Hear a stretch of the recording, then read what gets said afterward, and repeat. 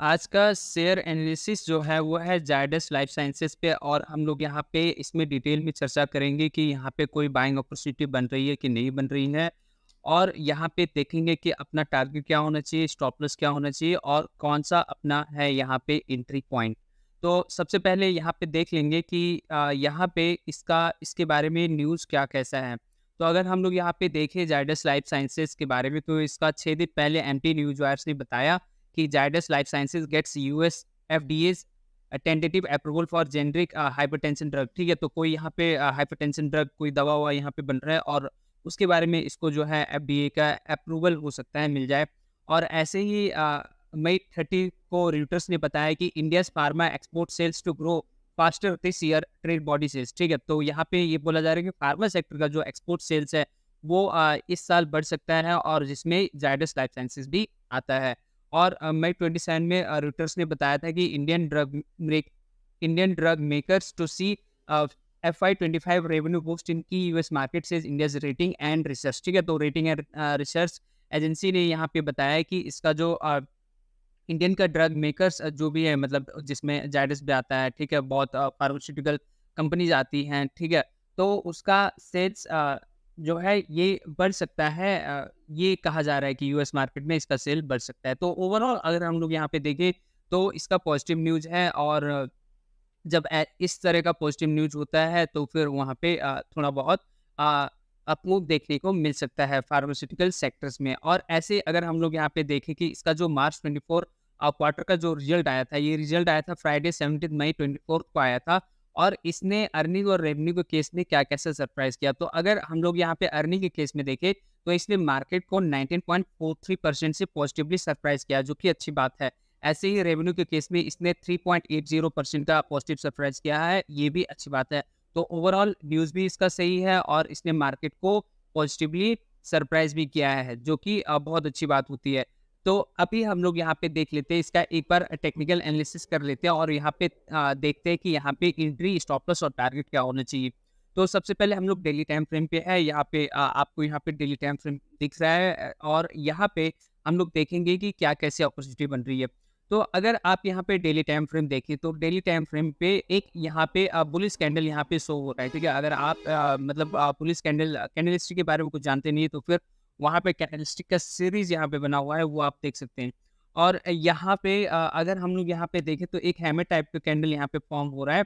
और जब इस तरह का हैमर टाइप का कैंडल फॉर्म होता है और कोई की मूविंग एवरेज पे वो जाके फॉर्म होता है, तो फिर वहाँ से प्राइस का अपमूव होना ज़्यादा रहता है। तो अगर यहाँ पे अपने को एंट्री करना है तो फिर अपने को अब देखना क्या होगा, तो मेरे हिसाब से आपको अगर यहाँ पे एंट्री करना है तो फिर आपको डेली टाइम फ्रेम पे ये देखना होगा आज या कल जो भी है, ठीक है, अगर ये अपने प्राइस से, ठीक है, अभी इसका प्राइस कितना चल रहा है, अभी 1088.65 इसका अभी इसका प्राइस चल रहा है, ठीक है। तो अगर ये यहाँ पे 1088 है, तो अगर हम लोग यहाँ पे क्या है कि 1100 के ऊपर, ठीक है, 1100 के ऊपर अगर ये ट्रेड करने लगा, ठीक है, 1100 के ऊपर अगर ये क्लोजिंग दे दिया या फिर ट्रेड कर रहा है, तो फिर ऑफकोर्स वहाँ से एक अपना यहाँ पे बाइंग अपॉर्चुनिटी होगा। ठीक है, ध्यान रहे 1100 के ऊपर ही ट्रेड करने चाहिए, उससे नीचे अगर ट्रेड कर रहा है तो फिर वहाँ पे कोई भी यहाँ पे बाइंग अपॉर्चुनिटी नहीं रहेगा। तो अगर 1100 के ऊपर हो गया तो फिर अपना वहाँ पे एंट्री हो जाएगा, और अगर एंट्री हुआ तो फिर वहाँ पे अपने को स्टॉप लॉस क्या रखना है और टारगेट क्या रखना है उसकी भी बात कर लेते हैं। तो सबसे पहले स्टॉप लॉस की बात कर लेते हैं। तो आपको यहाँ पे स्टॉप लॉस जो है वो कितना रखना होगा, यहाँ पे 1025 जो है आपका यहाँ पे अपना स्टॉप लॉस रख के चलना पड़ेगा। ठीक है, 1025 आपका यहाँ पे स्टॉप लॉस होगा, आपका एंट्री 1100 के ऊपर होगा, और यहाँ पे टारगेट क्या कैसा होना चाहिए। तो टारगेट के लिए देखिए, पहला टारगेट आप यहाँ पे ले सकते हैं कि पहला टारगेट जो यहाँ पे इसका हाई बना है, हाई कितना बना था, ये 1172 बना था।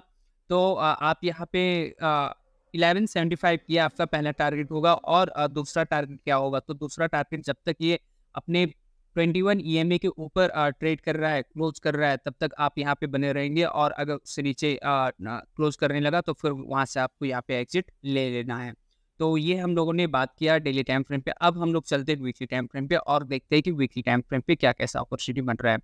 ध्यान रहे अगर आपसे यहाँ पे डेली टाइम फ्रेम का अपॉर्चुनिटी यहाँ पे छूट गया है तो फिर वीकली टाइम फ्रेम पे आप यहाँ पे देख सकते हैं। तो वीकली टाइम फ्रेम पे क्या रहेगा कि आपको यहाँ पे वेट करना होगा फ्राइडे तक का, ठीक है, आज फ्राइडे ही है, ठीक है, आज ही वेट कर लीजिए और यहाँ पे अगर ये इसके ऊपर ट्रेड किया 1100 के ऊपर, अगर ये क्लोज कर दिया, आज क्लोज कर दिया, तो फिर आप यहाँ पे ट्रेड लेंगे, यहाँ पे बाई करेंगे 1100 के ऊपर अगर क्लोज किया, और बाई करने के बाद आपका यहाँ पे स्टॉप लॉस और उसके बाद टारगेट क्या होगा वो बता देता हूँ। तो सबसे पहला तो आपका यहाँ पे टारगेट कितना होना चाहिए, तो टारगेट आप यहाँ पे 1000 लेकर चलेंगे, ठीक, सॉरी, ये टारगेट है, ये स्टॉप लॉस है, स्टॉप लॉस आप यहाँ पे 1000 लेके चलेंगे। 1000 के नीचे अगर क्लोज हो गया तो फिर वहाँ से आप एग्जिट कर लेंगे वीकली टाइम फ्रेम पे। तो 1000 आपका यहाँ पे ये आपका स्टॉप लॉस है, और उसके बाद अब यहाँ पे आपका टारगेट क्या होना चाहिए, टारगेट आपका यहाँ पे होना चाहिए कि जब तक ये जो ग्रीन लाइन दिख रहा है ये 10 EMA है वीकली टाइम फ्रेम पे, जब तक इसके ऊपर वीकली टाइम फ्रेम पे क्लोज करता रहेगा आप यहाँ पे बने रहेंगे, और जैसे इसके नीचे क्लोज किया आप यहाँ से एग्जिट हो जाएंगे। तो ये हमने बात की वीकली टाइम फ्रेम पे। अब हम लोग चलते हैं यहाँ पे मंथली टाइम फ्रेम पे और देखते हैं कि मंथली टाइम फ्रेम पे क्या कैसा अपॉर्चुनिटी बन रहा है। अगर आप लॉन्ग टर्म ट्रेडर हैं, ठीक है, इन्वेस्टमेंट पर्पस के लिए यहाँ देख रहे हैं, तो फिर हो सकता है कि आप यहाँ पे मंथली टाइम फ्रेम देखिए। तो अगर मंथली टाइम फ्रेम पे आप देखेंगे और अगर आप इसको बाय करके चलना चाह रहे हैं तो फिर कर सकते हैं, बट वहाँ पे आपको स्टॉप लॉस भी रखना होगा। तो स्टॉप लॉस आपका यहाँ पे कितना होना चाहिए, स्टॉप लॉस आपको मंथली टाइम फ्रेम पे कम से कम 900 लेके चलना है, ठीक है, स्टॉप लॉस आपका मंथली टाइम फ्रेम पे 900 लेके चलना है। और टारगेट कितना, टारगेट ये रहेगा जब तक ये 10 EMA जो कि अब मंथली टाइम फ्रेम पे आ गया है, जब तक 10 EMA के ऊपर मंथली टाइम फ्रेम पे क्लोज करेगा आप यहाँ बने रहेंगे, और जैसे इसके नीचे क्लोज करेगा आप यहाँ से एग्जिट हो जाएंगे। तो ये हम लोगों ने यहाँ पे जायडस लाइफ साइंसेज के बारे में बात किया, मंथली, वीकली और डेली टाइम फ्रेम पे। अब हम लोग यहाँ पे चलते हैं और इसका एक बार फाइनेंशियल रिजल्ट देख लेते हैं, फंडामेंटल एनालिसिस कर लेते हैं कि वहाँ पे क्या हो रहा है। तो जायडस लाइफ साइंसेज है, इसका मार्केट कैप 1,09,544 करोड़ का है, करंट प्राइस 1089 चल रहा है, हाई लो उसने 11,548 लगाया है, ठीक है। अब यहाँ पे अगर हम लोग यहाँ पे नीचे देखें तो 1 ईयर में ये हायर हाई ही बना रहा है, और अगर हम लोग मैक्स यहाँ पे देखें तो ये अपने ऑल टाइम हाई पे ट्रेड कर रहा है, ठीक है। इसका प्रोस क्या है कि ये जो है इसका डेट रिड्यूस हुआ है और ये ऑलमोस्ट डेट फ्री कंपनी बन चुकी है। कॉन्स में यही है कि इसका जो सेल्स ग्रोथ है ये 8.23% है पिछले 5 सालों से। लेकिन अभी जो यूएस एफडीए का यूएस मार्केट में जो एक्सपोर्ट बूस्ट की बात हो रही है, तो हो सकता है इसका सेल्स जो है वहाँ से बढ़ जाए। पीयर कंपैरिजन अगर हम लोग करें तो सेक्टर इसका फार्मास्यूटिकल्स है और इंडस्ट्री में ये बल्क ड्रग बनाता है इंडियन। इसमें क्या है, ये अपने सेक्टर में 3rd नंबर पे आता है, पहला सन फार्मा आता है, फिर सिप्ला आता है, फिर 3rd में ये जायडस लाइफ साइंसेज आता है। तो सेक्टर लीडर भी है ये कहा जा सकता है। क्वार्टरली रिजल्ट की अब हम लोग बात कर लेते हैं, और क्वार्टरली रिजल्ट अगर हम लोग यहाँ पे देखें तो इसका जो सेल्स था दिसंबर 2023 में वो 4505 था, और अभी मार्च 2024 में इसका 5534 है, जो कि ये इंक्रीज हुआ है। ऑपरेटिंग प्रॉफिट 1102 से ये 1630 हो गया, ये भी इंक्रीज हुआ है। पीबीटी 947 से 1550 हो गया है, ये भी इंक्रीज हुआ है। नेट प्रॉफिट 790 से 1246, ये भी इंक्रीज हुआ है। और अगर आप ईपीएस यहाँ पे देखेंगे तो 7.8 से 11.75 हो चुका है। तो क्यू बेसिस पे ये इंक्रीज हुआ है, अच्छी बात है, क्यू बेसिस पे इसका रिजल्ट काफ़ी अच्छा आया है।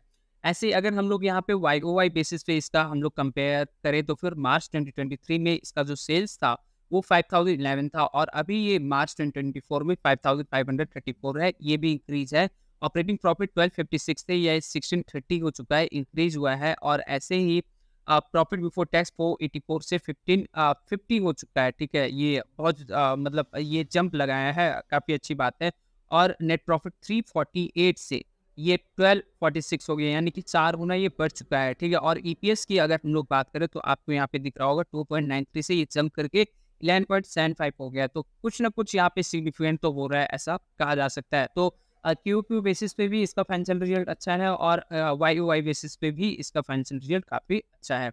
अब हम लोग यहाँ पे नीचे चलते हैं और यहाँ पे देखते हैं कि प्रोमोटर्स एफआईआई और डीआई यहाँ पे क्या कर रहे हैं।